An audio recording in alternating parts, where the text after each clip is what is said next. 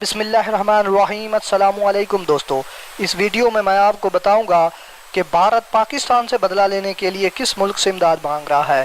بھارت اسرائیل سے 2 اور فالکن طیارے حاصل کرے گا۔ کشمیر میڈیا سروس کے مطابق بھارتی وزارت دفاع نے سیکورٹی کے بارے میں کابینہ کمیٹی کو رواں سال فروری میں بھارت اور پاکستان کے درمیان فضائی جھڑپ سے چند دن قبل $2 ارب مالیت کے 2 اور عواقس طیارے خریدنے کی درخواست کی تھی۔ بھارتی میڈیا رپورٹس کے مطابق خریداری کے عمل میں شامل 4 افراد کے حوالے سے کہا گیا ہے کہ بھارتی فضائیہ فالکن عواقس طیاروں کی کمی شدت سے محسوس کر رہی ہے، کیونکہ پاکستان کے پاس ایسے 7 طیارے موجود ہیں، جبکہ بھارتی فضائیہ کے پاس صرف 5 فالکن عواقس طیارے ہیں۔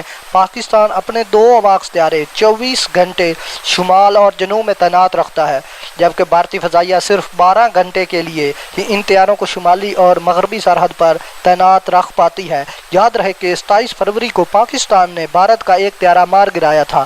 بھارت کا کہنا ہے کہ عواقس طیاروں کی کمی کی وجہ سے ہم پاکستان سے جنگ ہار گئے ہیں۔